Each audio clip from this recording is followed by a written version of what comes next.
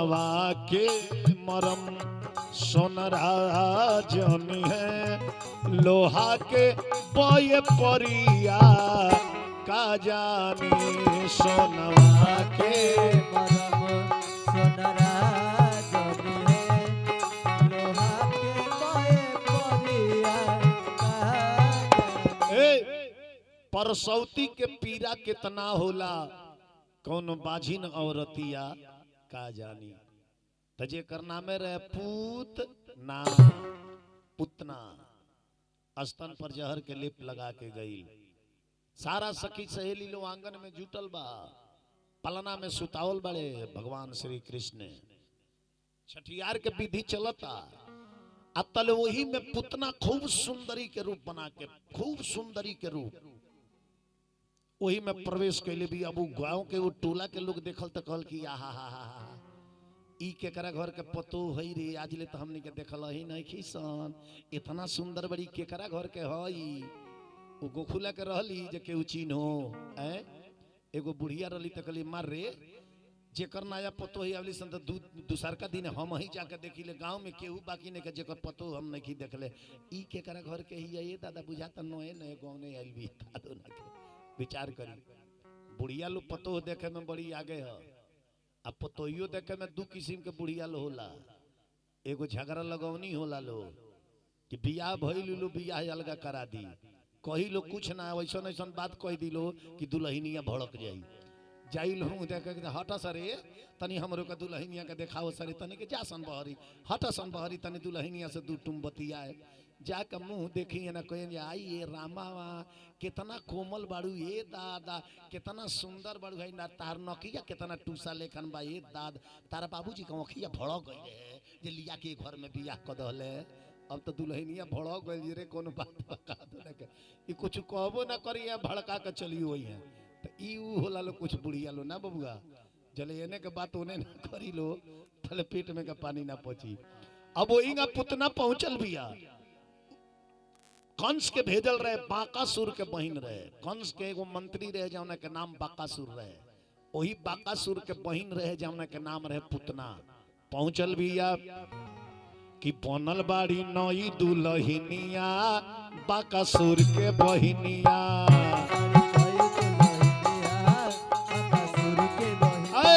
बनल बाड़ी नई दुल्हनिया बाकासुर के बहिनिया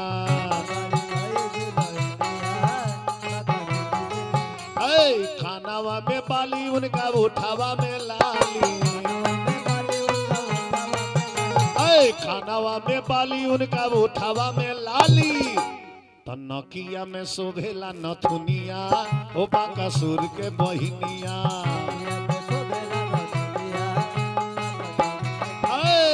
नकिया में शोभेला नथुनिया ओ बाकासुर के बहिनिया अरे गोड़ावा में पायल उनका हाथावा में कंगना अरे गोड़ावा में पायल उनका हाथावा में कंगना आ जाके पहुंचल बाड़ी नंद जी के आंगना जाई के पहुंचल बाड़ी नंद जी के आंगना तो चलिया उ चलेली मोहनिया हो बाकासुर के बहिनिया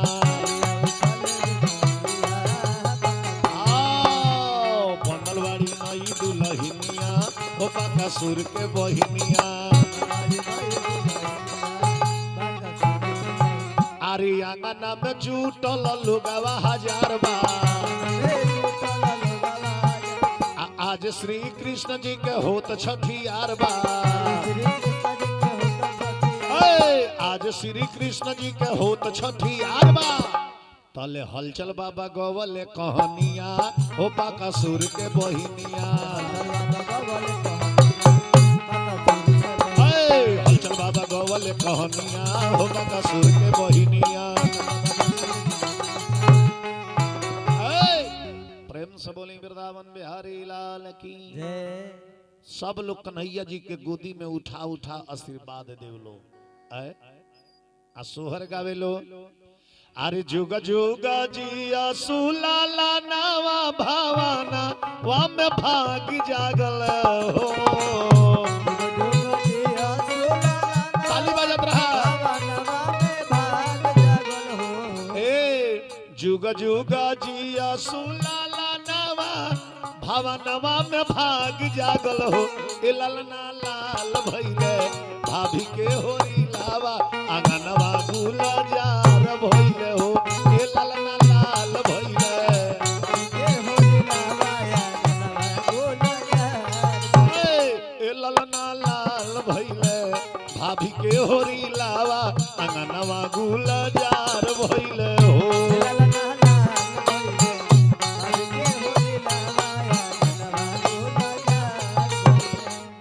मजाक करे वाली रहेला उ मजाक करेला। अरे आँखिया बुझाता इनका पापा के हो। अरे नकिया इनका यामा के हो। हेलो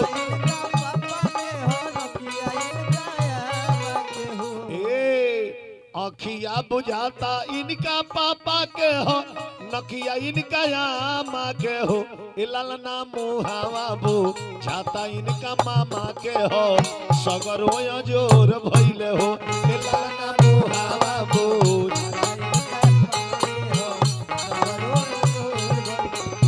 ललना मुहावा बुझाता इनका मामा के हो। सगरो जोर भइले हो।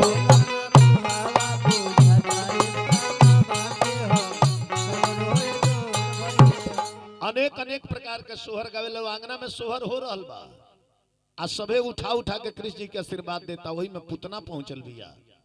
तो देखी जइया छठियार होला नु तो लइका के माने मौसी औरी लोग आवे चाहे ना आवे, लेकिन लइका के जौन फुगल होला नु आई हो दादा एने कान में सुनात कहीं जे अपन बेग ओ दिने से कसे लागिलो संवारे लागिलो। हाँ गैला के सुर में इहो ना बुझाई कि कोई गो अपन साड़ी धइले बानी कि सब लइका के पाइटे ओइ में ध लेले बानी।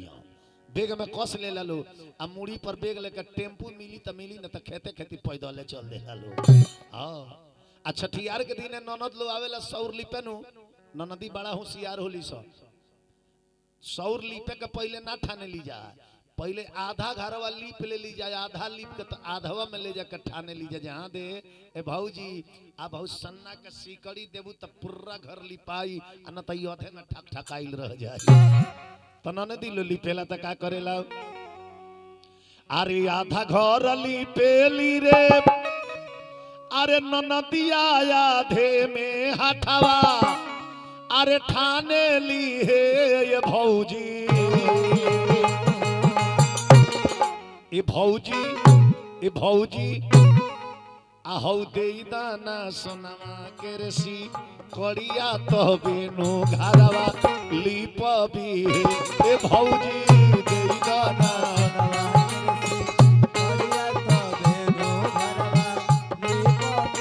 ए भौजी दे दाना सोनामा के रसी कड़िया तो बेनु घरवा लिपबी। ए भौजी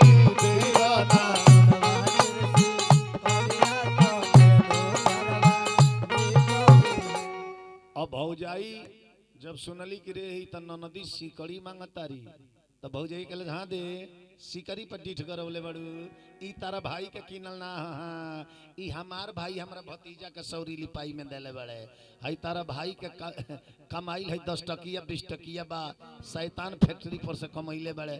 हई लेबे के बता ले लो लिपे के बता लिप द ना तो छोड़ द। हमरा लिपनिहार के कमी बा। हई 3-3 गो मोटकी पतर की बहिन आइल बड़ी से एकनिए से लिपवा दे। हई मोटकी तो घघरिए से लिप दी। खा कर तारी अरे एक नोट फेंके भाऊ जइया दूसरे नोट फेंके दूसरे नोट फेंके ली है ये ननदो। इ ननदो हई ले ला अपना भैया के खो मैया रुपैया तक दिले नो है। ए ननदो ले ला अपना भैया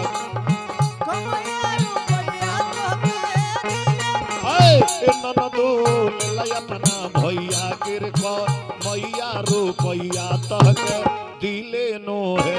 ननदो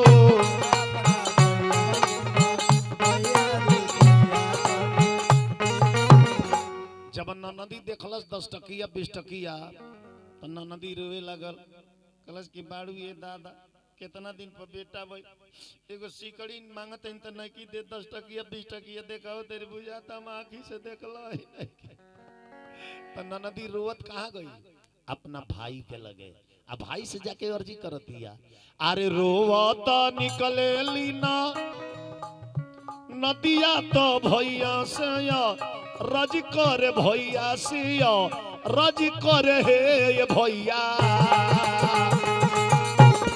ए भैया ए भैया अरे तनी चला ना घरवा के अरे भीतरिया एगो झगड़ा फरी आदना है ए भैया चला ना ए भैया चला ना घरवा के भीतरिया एगो झगड़ा फरी आदना है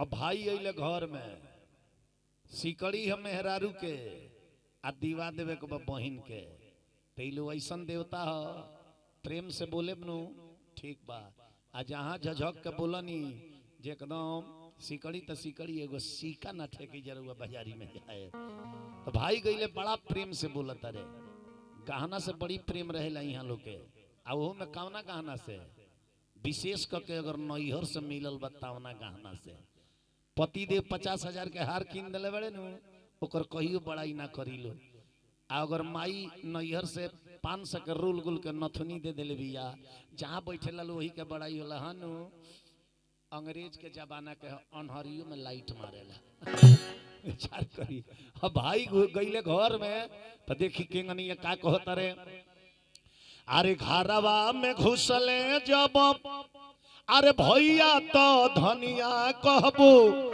लावेले रजरनिया कहबो लावेले हे ये धनिया ए रनिया अरे दे ना सोनवा के रे अरे सिकड़िया बहिनिया हमरो ब्राह्मण हे धनिया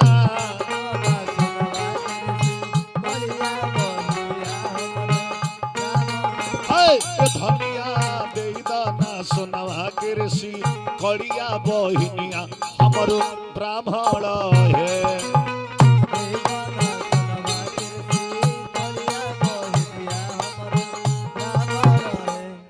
जब भौजैया देखलस उनका के आ उनका पिछवा ननदी के तो भौजैया जान तनी का कैलस सिकड़िया तूर के आ झमक के अंगनवा में बिग दलस कलस की ले लो करेजा जुड़वा लो तारा पेट में का पानी पहुंच गए जवन चलू तवन करवाइए के छोड़लू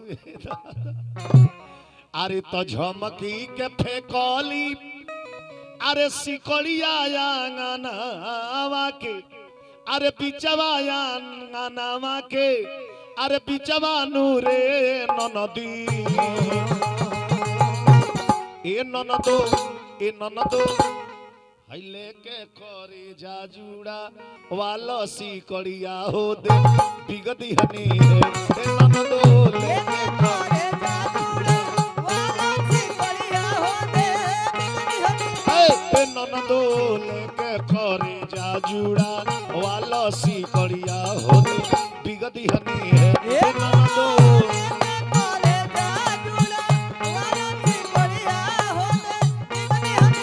प्रेम से बोले वृंदावन बिहारी लाल की जय। सोहर मंगल होता आ सब लोग कन्हैया जी के गोदी में उठा उठा के बारी बारी से आशीर्वाद देता आ तले पुतना के बारी आ गई पुतना जब गोदी में उठावलस सब लोग लागल छठियार के फेरा में तले पुतना एकांत पा के कन्हैया जी के गोदी में उठा लहलस आ उठा के जब अपन स्तन निकाल के कन्हैया जी के मुंह में पकड़वलस कि ये स्तन के ऊपर जहर के लिप लागल बा अगर एको बूंद चल जाई अंदर तो मर जाइए आ कंस भेजले रहे पुतना के कृष्ण जी के मारही खातिर जब वो स्तन पकड़वलस तो कृष्ण जी ये आंख बंद कलहनी काहे बंद कलहनी एकर 14 गो कारण लिखल बा भागवत महापुराण में कि कन्हैया जी आंख काहे बंद कलहनी। आंख ऐसे बंद कलहनी कि महतारी जेंगन अपना बेटा के दूध पियावे खातिर स्तन पकड़ावे ले मुंह में, ओ लेखनी माई लेखा पकड़ावतिया है। आ एकर यदि हम बद अगर एकरा नैन में नैन हमर मिल जाई तो माई के ममता कहीं हृदय में जाग गई तो फिर एकरा के हम मुक्ति ना दे पाए। ऐसे आंख बंद कलहनी। दूसर का कि मुंह के दर्शन वो आदमी के कइल जाला जे धर्मात्मा होखे, जे बालक के मुंह आवे वाला होखे, जे दुष्ट होखे ओकरा चेहरा के दर्शन ना करे के चाहिए। ऐसे आंख बंद कलहनी दूसर का कारण।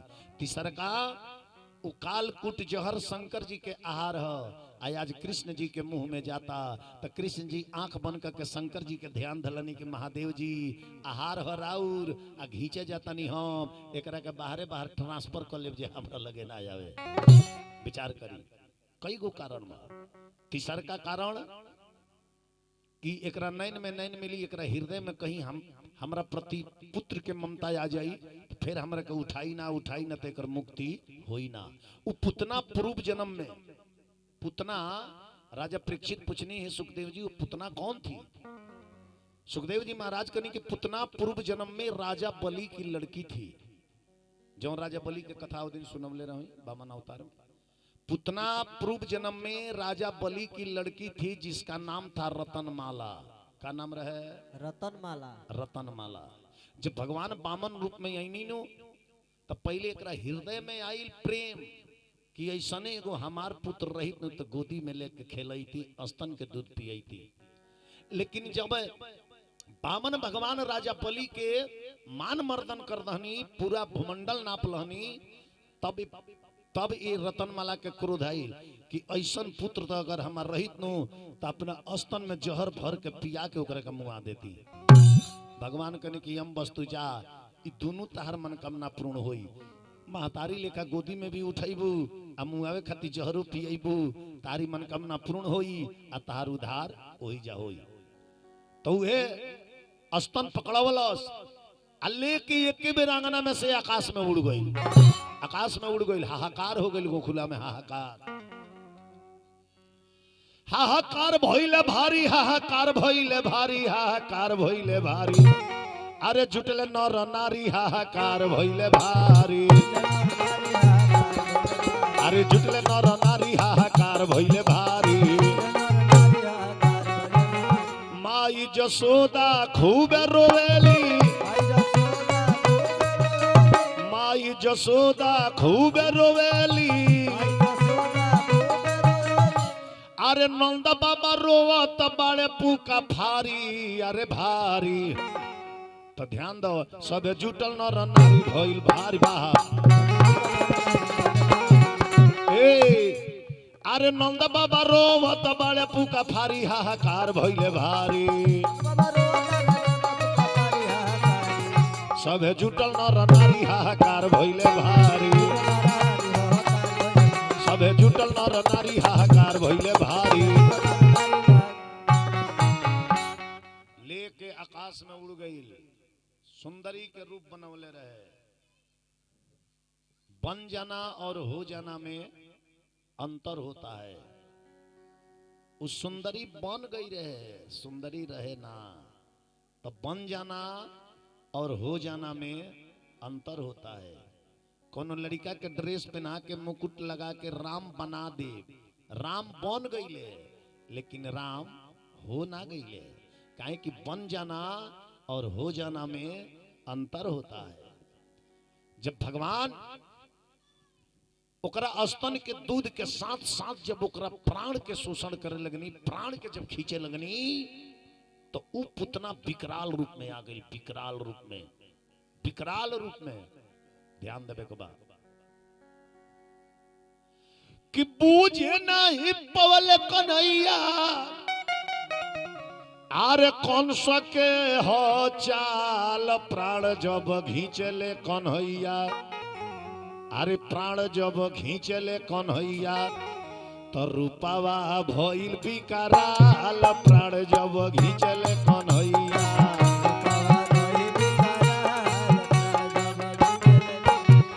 रूपावा भइल विकराल। प्राण जब घींचले कन्हैया।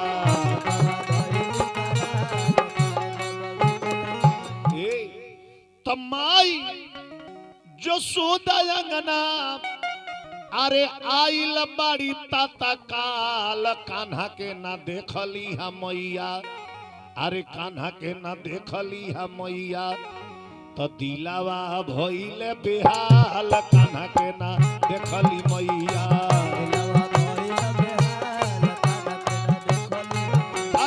दिलावा भइले बेहाल कान्हा के ना देखली हम मैया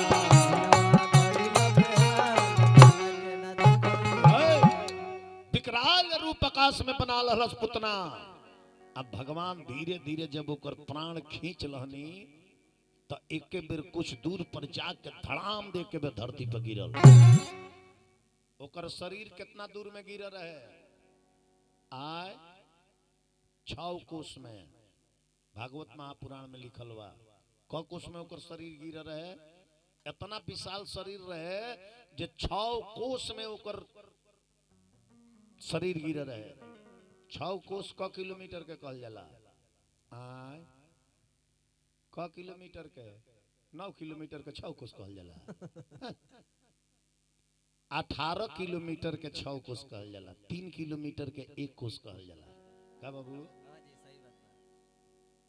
जानता नहीं एगो गांव में लड़का तर्क शास्त्र पढ़ के आयल तर्क शास्त्र बुझी ले तर्क जे करेला नु ओकरा के रउआ कहब जे फुलावना हो कह जे ना फुलावना ना हो ई गुब्बारा हो तर्क जे ढेर करेला रउआ कहब जे फुलावना हो कह जे फुलावना ना हो ई गुब्बारा हो रउआ कहब कि 10 गो 5 गो 15 गो होला तो तर्क वाला कहे कि ना 10 गो 5 गो 15 गो ना होला 8 गो 7 गो 15 गो होला बतिया एक होई लेकिन उ अपन बतिया मना के छोड़ी एही लेकिन एगो गांव में लइका आइल तर्क शास्त्र पढ़ के ओकर माई बाप तर्क शास्त्र करावल आइल तब पूरा पढ़ लिख के आइल तो ओकर महतारी एगो प्लेट में 2 गो लड्डू लेके आइली आ लोटा में पानी कहली कि बेटा पानी पी ल कलश लेके जे माई पानी पिएब लेकिन पहले तू देख ल जे तहार बेटा पढ़ले का बा पहले देख ल कि इतना दिन तू अगले रहलू तो तहार बेटा पढ़ले का बा का पढ़ले बड़ा बाबू तो तर्क शास्त्र ओकर माई कहली कि तर्क शास्त्र का कहला लइकवा कलश की तर्क शास्त्र वही के कहल जाला कि 2 गो लड्डू बानू एकरा के 3 गो हम साबित कर दी हई 2 गो लड्डू तू धइले बाड़ू नु एकरा के 3 गो हम साबित कर दी 2 गो लड्डू के जे 3 गो साबित कर दे वही के तर्क शास्त्र कहल जाला। हाँ बेटा इतना पढ़ ले बड़ो जे 2 गो लड्डू के 3 गो बना दो हाँ आ त केंगान तो हाथवा में प्लेटवा के लेके लइकवा दोनों लड्डू ये देखा के कल माई हई लड्डू कगो बा तो माई कहली 1 आ हई तो ओकर माई कहली 2 तो कहता जे ई बताओ जे 2 आ 1 कितना होला मातारी कहली 3 तो कहता लइकवा के 3 गो भइल कि ना भाई 2 गो लड्डू या को 3 गो बना होता कहता माई हई 2 गो लड्डू बानू हई कगो बा कहला जे 1 आ हई 2 तो कहला जे 2 गो आ 1 गो कगो होला 3 गो तो 3 गो लड्डू बा मातारी कहते कि ना ई 2 गो बा लइकवा तो चुप रहो तर्क शास्त्र पढ़ ले बानी ई 3 गो बा बगलवे में लइकवा के बाबूजी देखत रहले कहले कि रे ई तो अपना माईए के पढ़ावल शुरू कर देले बा 2 गो लड्डू के 3 गो बनावता तो लइकवा के बाबूजी आइले कहले बाबू ई लड्डू कगो बा लइकवा कहले जे 3 गो बा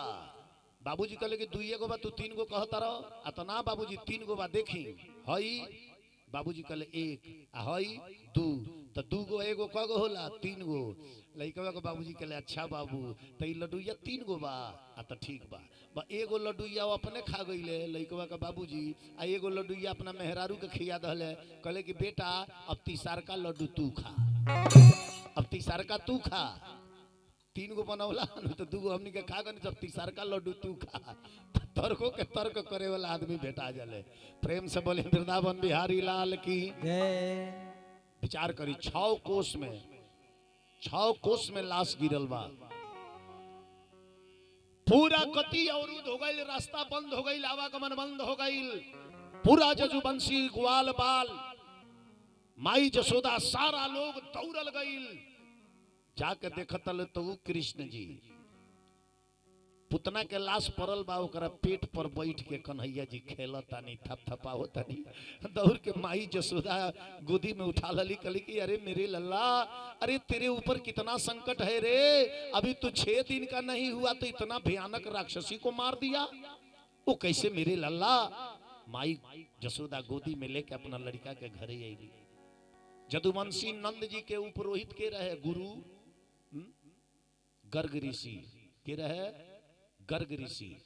गर्ग ऋषि ओबरा आइल बानी पूछलो जब ये शरीर के का कइल जाओ 6 कोस में कर शरीर बाते इतना लंबा चीता बनी जेकर ला जरावल जाई तो ओकरा शरीर के 51 टुकड़ा काटल गई 151 टुकड़ा काट के 151 चीता सजावल गई हर एक चीता पर अलग अलग होकर शरीर रख के ओई में आग लगावल गई जब पुतना के शरीर जरे लगल तो ओई में से सुगंध आवे लगल सुगंध सारा लोग प्रश्न कल गर्ग ऋषि से कि महाराज शरीर जरेला तो ओई में से दुर्गंध आवेला ई पुतना के शरीर जरत तो में से सुगंध काहे आवता गर्ग जी कहनी कि जेकरा शरीर में परमात्मा के ही मुंह लाग गइल होखे परमात्मा के ही मुंह लाग गइल होखे जेकरा शरीर में तो ओकरा शरीर से दुर्गंध थोड़े आई ओकरा शरीर से जब भी आई तब भी सुगंध ही आई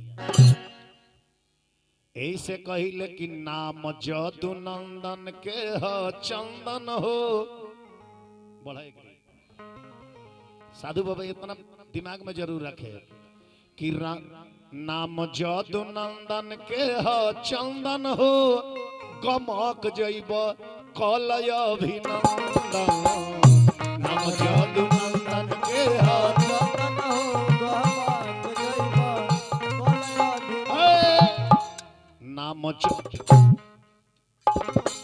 नाम जदु नंदन के हो चंदन हो गमक जैब कलय अभिनंदन नाम जदु नंदन के हो चंदन हो गमक जैब कलय अभिनंदन पुतना के कमकल सुंदर शरीर बा पुतना के कमकल सुंदर शरीर बा ए बबुआ ध्यान दो जे जपल उनकर नैया गंगा जी के तीर बा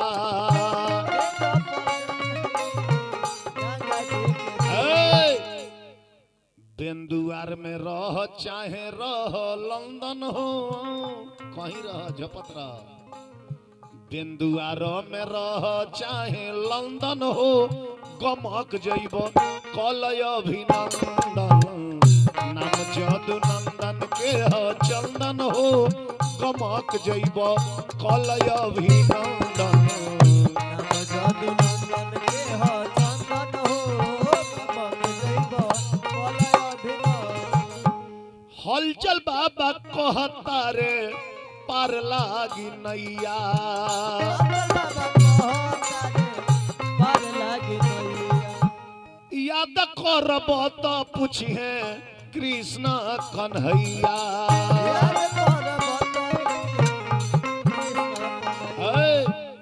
उहे हवन भय भव भंजन हो उहे हवन भय भव भंजन हो गमक जैब कलय अभिनंदन नाम जदु नंदन के हो चंदन हो गमक जैब कलय अभिनंदन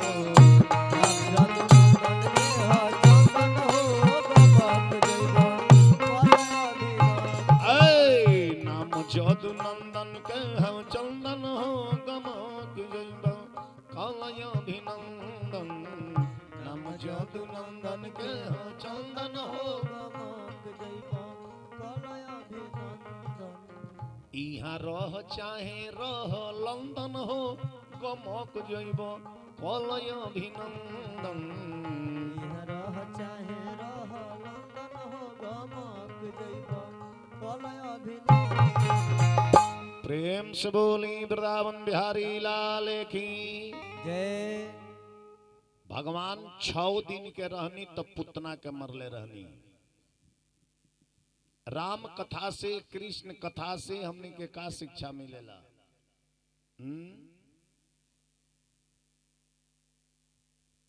का शिक्षा मिलेला?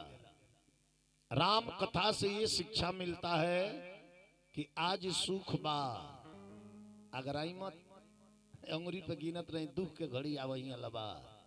कहे कि राम का जन्म हुआ सुख में, विवाह हुआ सुख में, लेकिन राम जी के विवाह के बाद का कथा पढ़िए। पिताजी का वचन मानकर 14 वर्ष वन में जाना, पत्नी का अपहरण, राक्षसों से युद्ध करना, नाना कष्ट उठाना, वहां से आने के बाद एक धोबी के ताना मारने पर 5 महीना की गर्भवती सीता माता को वनवास कर देना, ये पूरा राम जी का जिंदगी दुखमय बीता। और कृष्ण जी का, राम जी में पहले सुख बाद में दुख, और कृष्ण जी में पहले दुख बाद में सुख है? कृष्ण जी के जन्म में पहले दुख, क्योंकि जन्म हुआ जेल खाने में, हाथ में हथकड़ी, पांव में बेरी, माता पिता के थे। 6 दिन के थे तो भगवान श्री कृष्ण ने पुतना को मारा। 12 दिन के थे तो संकटासुर, 16 दिन के थे तो तिरणावर। भगवान 6 महीने के हुए, आघासुर, बाघासुर, काघासुर, बत्सासुर, सब राक्षसों का वध किए। भगवान कृष्ण 16 वर्ष के थे तो कंस का वध किए। कंस का वध 16 वर्ष की अवस्था में, और कंस के वध के बाद 16 वर्ष के बाद कृष्ण जी का कथा पढ़िए, सुखमय ही सुखमय। बंसी बजाना, नाचना, नचाना, गाना, हंसना, हंसाना, माखन चुराना, खाना खिलाना, यही उनका जिंदगी रहा। अपना शरीर से ही सुख दुख के ज्ञान लेवे के चाहिए। जब रउआ रास्ता चलत तनी तो दहिना पैरवा आगे होला नु, दहिना पैरवा जब आगे बढ़ेला तो पिछवा वाला के हंसेला, देख लो तारा ले आगे आगे नहीं तू पीछे बढ़ो। तले बाया वाला कहेला कि घबरा मत, तारा मुड़िए पर चढ़े वाला बानी, तले टप दे बाया आगे हो जाला। यह सुख दुख दहिना बाया आगे आगे पीछे ना होई तो रउआ अपना मंजिल तक पहुंचे। दोनों गोड़वा एक बराबर कह के खड़ा हो तो जाइए, कहीं कि दुर्गा जी हमरा के घरे पहुंचा दो, चल जब रउआ कि दोनों गोड़वा आगे पीछे होई तबे घर उतर जाए। तो मैंने सुख दुख आई, दुख पड़ता है तो इंसान को ज्ञान बढ़ता है। दुख जब पड़ता है ना तो इंसान को ज्ञान मिलता है। तो इसलिए भगवान से कहिए कि प्रभु साल में एक बार हमें दुख देने का कष्ट कीजिएगा। क्यों?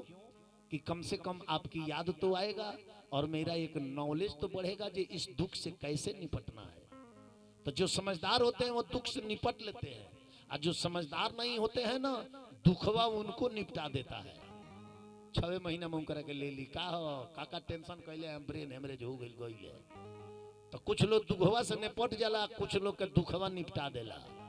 कहला कि चलो अब वही जमलोक में तारे वही जा इंतजार होता। प्रेम से बोली वृंदावन बिहारी लाल की। पुतना के जब वध भगवान श्री कृष्ण कर रहनी, 12वां दिन जहिया बरहिया रहे, तहिया माई जसोदा बैलगाड़ी देखले रहनी, अरे वालो बैलगाड़ी आए हमने किया टायर कहल रहो के बैलगाड़ी जाने में 2 गो बैल न दहिया सन आ गन्ना लाद के पहले चीनी मिल पर जात रहा। ओकरा के वृंदावन मथुरा में छकड़ा कहल जाला। छकड़ा हमने किया बैलगाड़ी ओइजा कहल जाला कौन चीज? छकड़ा। का कहल जाला बाबू? छकड़ा।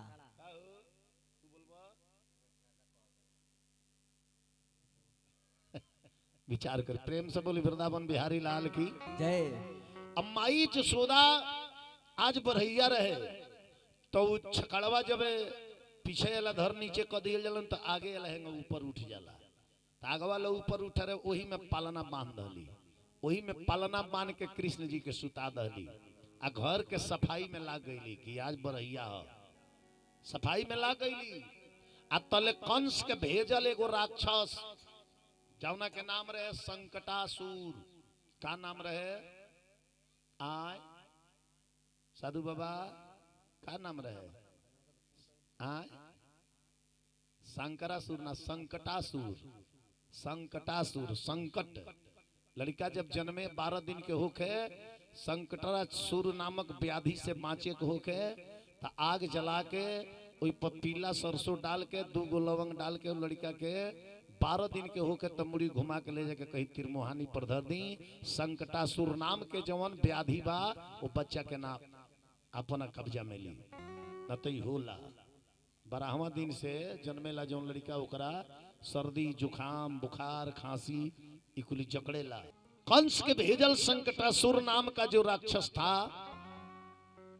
वो कृष्ण को मारने के लिए आया। गोकुला में वो छकड़ा में पलना बांध देले बड़ी, वो मक्खी के रूप ना के एकदम हवा लिखन आई और छकड़वा पर बैठ गई।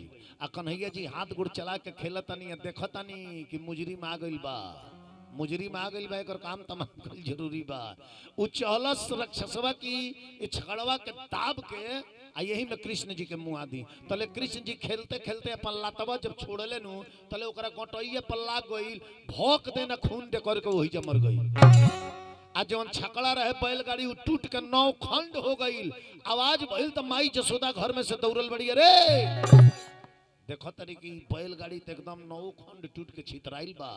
आ कृष्ण जी तो अलग पलना पर गिरल बड़े खेलत रहे खूब हाथ गुड़ चला के दौड़ के गोदी में उठौली कली, अरे मेरे लल्ला अरे तेरे ऊपर कितना कष्ट आ रहा है रे। माई जसोदा रोए लगली सीने से लगा के। भगवान 16 दिन के जब भईनी तो माई जसोदा गोदी में लेके द्वार पर कोनो काम करत रहली। आ तले कंस के भेजल एगो राक्षस जौना के नाम रहे तृणावर्त। का नाम रहे? तृणावर्त। उ आई घात में लागो रहे कि कब जसोदा जी नीचवा धरे ली कन्हैया के जे दाब के मुआई ले। तले कन्हैया जी तो देखलनी कनी के मुजरिम आ गइल बा। आ माई 6 दिन पहले ही से भड़कल बड़ी, हमरा को अकेले छोड़त नहीं की। आई हमरा के छोड़ी है केगा उतार के तई नीचे धरी है ना।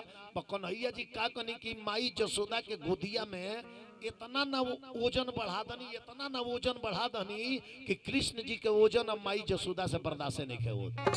कतरी अरे मेरे लल्ला तू इतना भारी कैसे हो गया रे, तेरा वजन मुझे बर्दाश्त नहीं हो रहा है। इतना भारी हो गई नहीं कि मजबूरी में माई जसोदा जी के कन्हैया जी को जाओ अलगे पुआल पर सुतावे के पड़ गई के जा सुतत हार लगे, इतना वजन बाजी हमरा से बर्दाश्त नहीं क्या हो। आ कन्हैया जी तो जान के वजन बढ़ाओ नहीं, जब माई हमरा के अलगा धरस, जब मुजरिम आवो जे एकरो काम यही लगले फाइनल हो जा। बस सुता दहली, बस तृणावर्त आई बड़ेरा लेखान हवा उड़ावो। आई लेके बेरो झकोरा में जसोदा जी चिल्लाते बड़ी तले कृष्ण जी को उठा के लेके आकाश में उड़ गई। आकाश में उड़ गई। जब उड़ गई गोदी में लेके तो कृष्ण जी अपन इतना ना वजन बढ़ौनी आ ओकर गटैया पकड़ लहनी। अतना ना वजन बढ़ौनी गटई पकड़ के कि एक बेर आके धड़ाम दे धरती पर गिरल आ गिर के वही जाओ ओकर प्राण पखेरु उड़ गई, मर गई। अब भगवान कन्हैया बलराम धीरे धीरे माऊ बन के चले लगल। माऊ बन के जन्मला के बाद पहले पशु लेखन इंसान चलेला, 4 गो गोड़ रहेला, 2 गो हाथवा 2 गो ठेहुना। माऊ बन के ना चले ले जा तो पशु के समान होला ना बबुआ। का आग होला का पानी होला एकर ज्ञान ना रहेला। पानी लौकी में सीधे ढुक जाई, आग लौकी सीधे ओकर तनको ज्ञाने ना रहेला। अब माऊ बन के खेलत खेलत भगवान कन्हैया एक दिन माटी उठा के मुंह में खा लहनी। माटी माई जसोदा आके कान पकड़ लहली, कान कन्हैया के पकड़ के कहली अरे तूने माटी खाया है, मुंह बाओ मुंह बाओ मुंह बाओ मुंह बाओ, माटी खाया है मुंह बाओ। आ जब कन्हैया जी मुंह बवनी अब पूरा ब्रह्मांड जब कृष्ण जी के मुंह में माई जसोदा देखली बड्डे रा गई। कहली अरे तू लल्ला है कि क्या है रे, पूरे ब्रह्मांड आकाश पताल तेरे मुख में ही है। माई जसोदा पूछतारी, अरे जसोदा पूछतारी अरे मधुरे बचनवा में काहे माटी खइल मटी खानवा में।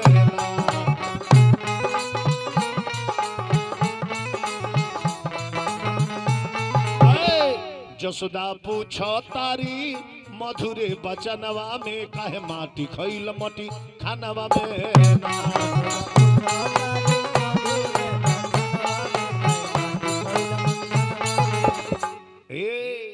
धके कान खूबे ओठस कबो उठस कबो बैठस, धके कान खूबे ओठस आज मुंह बा के कहली देखावे के कन्हैया जी मुंह बा के जब देखौले तो जसोदा डर गइल बाड़ी अपन मनवा में, जसोदा डर गइल बाड़ी अपन मनवा में, माटी खइल मटी खानवा में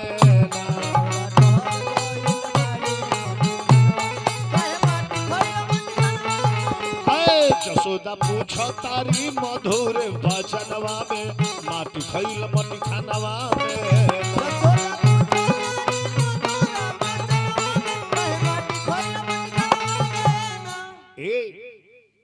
भगवान कन्हैया के मुंह में सारा ब्रह्मांड देख के अरे डर गईली जसमती माई,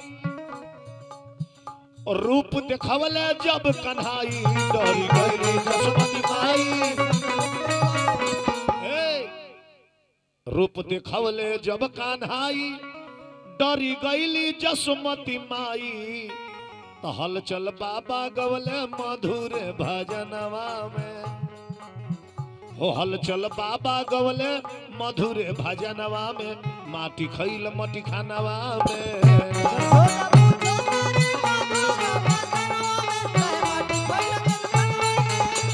जसोदा पूछत बाड़ी मधुर भजनवा में, माटी खइल मटी खानवा में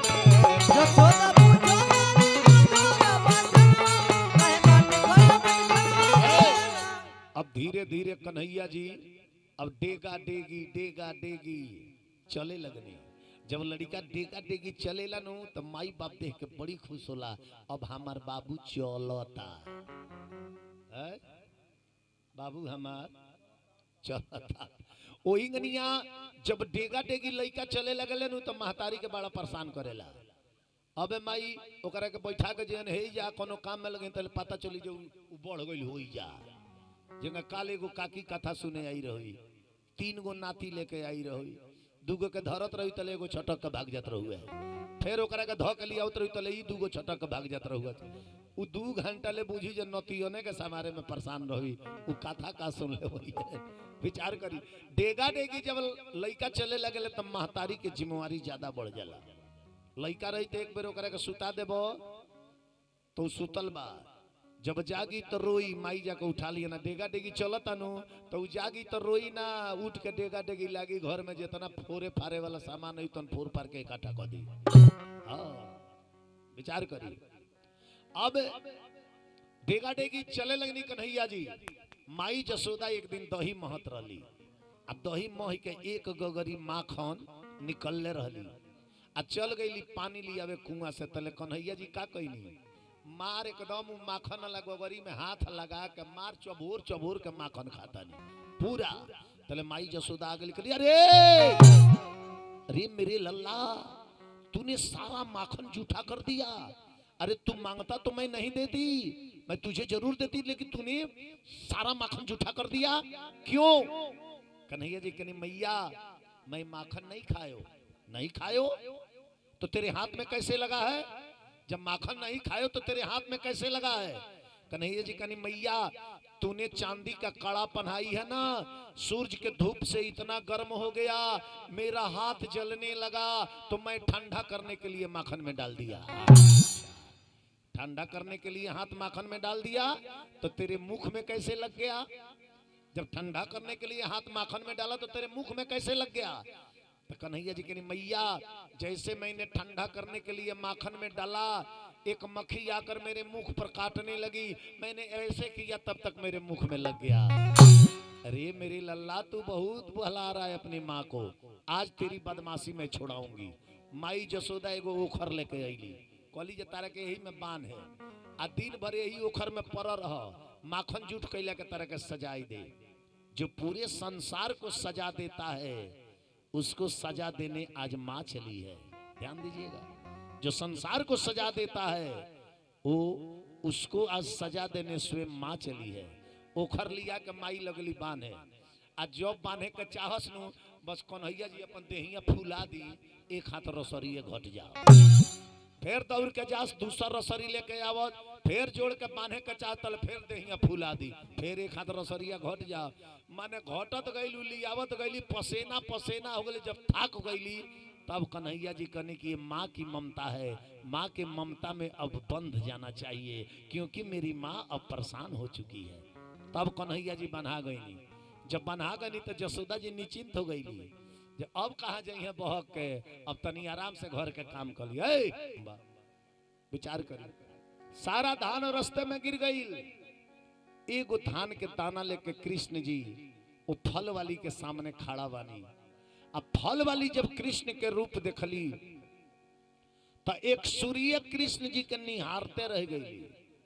अब फल वाली निहारत तरी कृष्ण जी का, कृष्ण जी निहारत तनी वो फल वाली के। एक सूर्य ना उनकरा फल देवे के याद पड़ता, ना कन्हैया जी के फल मांगे के याद पड़ता।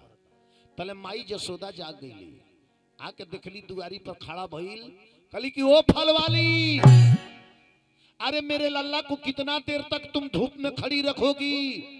ओ फल वाली, अरे मेरे लल्ला को कितना देर धूप में खड़ी रखेगी? अरे दे दे फल।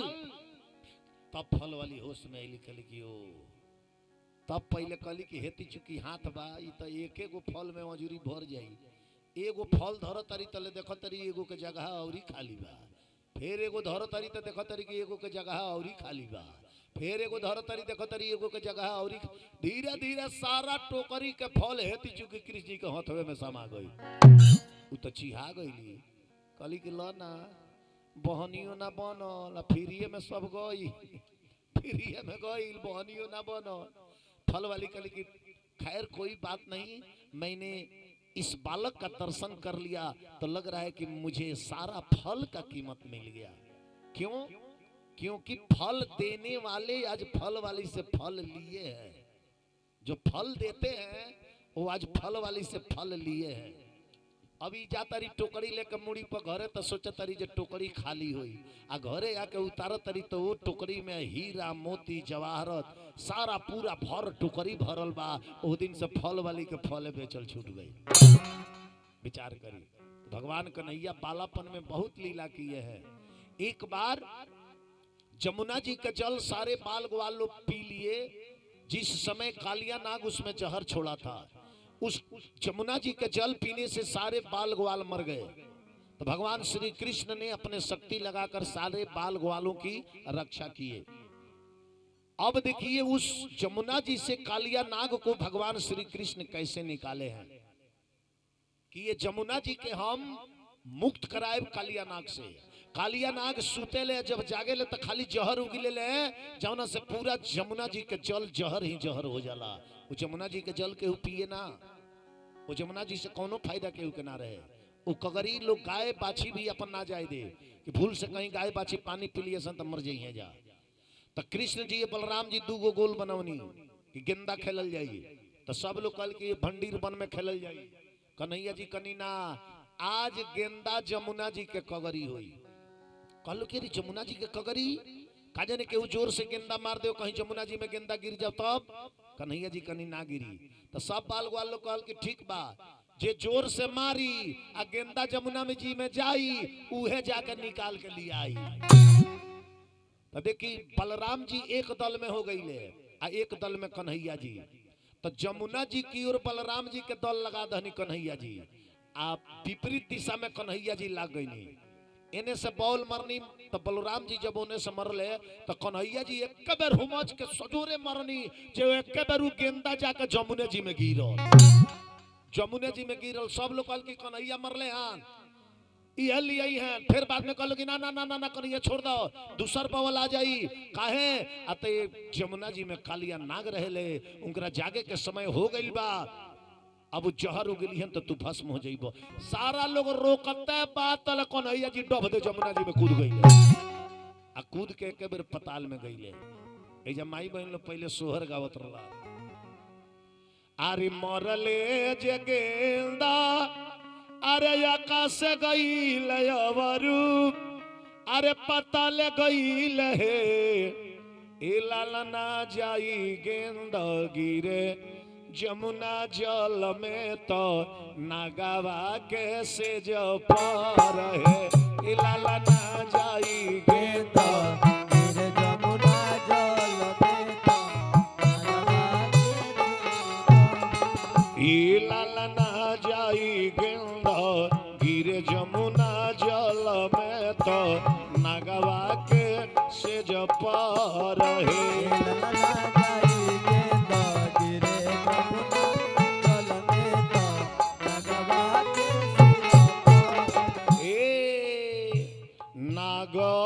सुतेले नागिन जागेली बेनिया डोलावेली बेनिया डोलावेली हे लालन कवना नीर दई या के गेंदा गिरेला यमुना जल में नोहे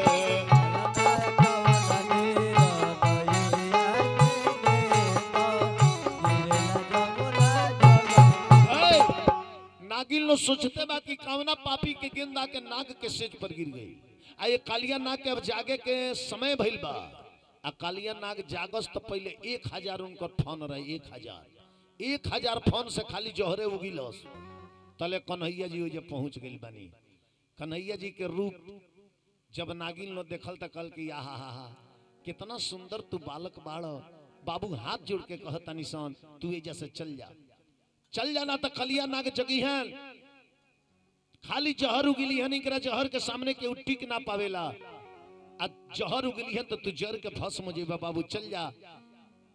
तार माई बड़ा परिश्रम से तारा के पोसले हुई है बड़ा रोई है तू चल जा कन्हैया जी कनी हम जाए खातिर आइल बनी हम जाए खातिर नहीं खी आइल इनकरा के जगह ही खातिर आइल बनी जे जागस आ जहर उगिलस हम देखत नहीं जे कितना जहर के खजाना रखले बड़े ओई जे कहले बानी कन्हैया जी नागिन लो से अरे हम तो हई छैल छबीला नाही डेराइबो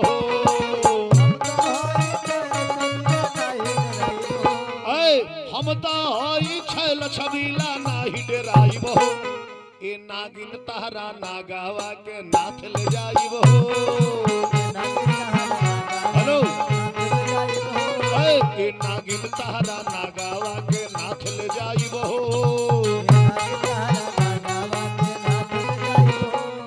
अरे हम तो हई छैल छबीला नाही डराइबो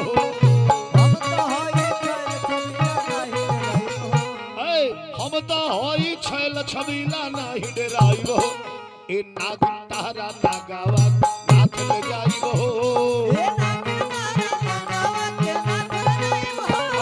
ए नागिन तहरा नागावा के नाथ ले जाइबो अरे सब दिन के रहल इनकर एजा से हटाइबो जहर उगिलत बाड़े इनकर आदत छोड़ाइबो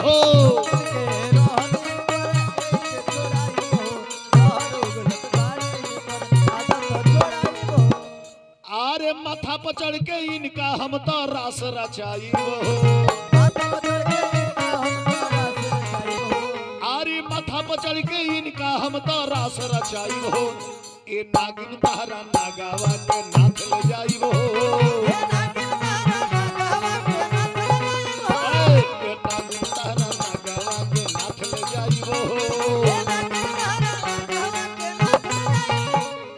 समय आइल कालिया नाग जगले आ जैसे जहर उगिले के काम लगौले तले फनाक दे फान के कन्हैया जी उनकर मूड़ी पर चढ़ गई आ टपाक देना बंसी से उनकर 1000 फनवे नाथ तहनी आ जब नाथ दनी खून से लथपथ हो गईले तब कालिया नाग छटपटात ऊपर आइल बड़े एने जसोमती मैया सारा गोखुला के लोग जमुना जी के कगरी चिल्लाता रोता आ तले देखत लोग कि कृष्ण जी तक कालिया नाग के माथा पर बैठ के ऊपर नाच करत रे रास करत रे। फिर कालिया नाग क्षमा मंगले कन्हैया जी कनी क्षमा बाकब आ त रमणक द्वीप में तू लो पहले रहत रहा सारा नाग तो तू ई जमुना जी छोड़ के रमणक द्वीप में चल जा ई जमुना जी के मुक्त कर तो कहले कि रमणक द्वीप में जाए तरा और सवारी गरुड़ जी हमरा के मुआ दिए कन्हैया जी कनी कि गरुड़ जी तारा के छू ना सके काहे कि तारा माथा पर हमरा चरण के चिन्ह हो गई वो हमर सवारी हवन हमरा चरण के चिन्ह देखते तारा के प्रणाम करी है तारा से उनकर कोनो दुश्मनी अब तब कालिया नाग जमुना जी के छोड़ के चल गई ले। आज रात्रि में कथा हुई व्योमासुर वध अरिष्टासुर वध चारुण वध मुष्टिक वध और लास्ट में कथा हुई कंस वध। आज